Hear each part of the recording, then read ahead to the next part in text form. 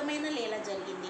అకస్మాత్తుగా ఆకాశంలో మేఘాలు ఉరుముతుండగా మెరుపులు మెరుస్తున్నట్లు బాబా జమదగ్ని స్వరూపాన్ని ప్రత్యక్షంగా ప్రకటన చేశారు. ఉన్నట్లుండి తల రుమాలను, కఫ్నీని, లంగోటిని కూడా విప్పేసి దునిలో వేశారు. అసలే దునిలో అగ్ని ప్రజ్వలంగా ఉంది. తోడుగా అందులో ఆహుతిని వేసేసరికి జ్వాలలు మరింతగా పైకి లేచి భక్తులను కలవరపెట్టాయి.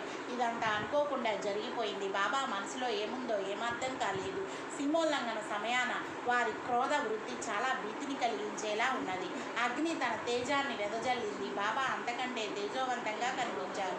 భక్తుల కళ్ళు మూసుకొని పోగా ముఖాలను త్రిప్పేసుకున్నారు. సత్పురుషులు స్వహస్తంతో అర్పించిన దానిని సేవించి అగ్నినారాయణుడు ప్రసన్నుడయ్యాడు. దిగంబరులైన బాబా పరశురాముని వలె ఉగ్రంగా అయ్యారు. వారిని అలా చూచిన వారి కళ్ళు ధన్యం. కోపంతో విప్పారిన బాబా కళ్ళు ఎర్రబారినవి. నేను హిందువా, మహమ్మదీయున్నా? ఇప్పుడు నిర్ణయించుకోండిరా. హిందువునా లేక ఎవడున్నా బాగా నిర్ధారించుకోండి. మీ సందేహాలను తొలగించుకోండి అని గట్టిగా కేకలు వేశారు. ఆ దృశ్యాన్ని చూసి భక్తులు వణికిపోయారు. వారికి బాబా ఎలా శాంతిస్తారు అన్న చింత పట్టుకుంది.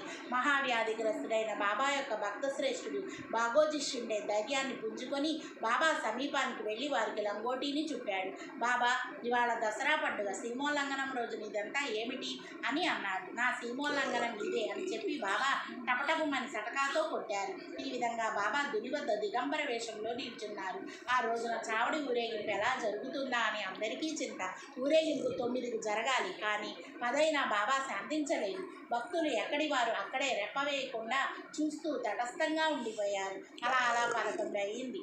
అప్పుడు బాబా కాస్త శాంతించి కొత్త లంగోటిని కట్టుకొని కఫనీని ధరించారు. చావడికి బయలుదేరడానికి గండం రోగింది. ఊరికే కూర్చొని ఉన్న భక్తులు పల్లకిని పూలతో శృంగారించి బాబా ఆజ్ఞానుసారం ప్రాంగణంలోకి తీసుకొని వచ్చారు. వెండి దండం, పతాకం, వింజావనులు, ఛత్ర చామరాది రాజోపచారాలతో అలంకారాలతో రోజు విడిచి రోజు వెడలే ఊరేగింపు బయటికి బయలుదేరింది. సాయి మహారాజ్కి జై, సాయినాథ్ మహారాజ్కి జై అని ఒకటే కేకలు. ఆ జై జయకారాలను ఎలా వర్ణించడం? అంతటా ఆనందం నిండిపోయింది. అప్పుడు బాబా తెల్లటి శుభ్రమైన రుమాలను తలకు చుట్టుకొని చిలుంబోగాకు సటకా చేతపుచ్చుకొని అదే సుముహూర్తం అన్నట్లుగా బయలుదేరారు.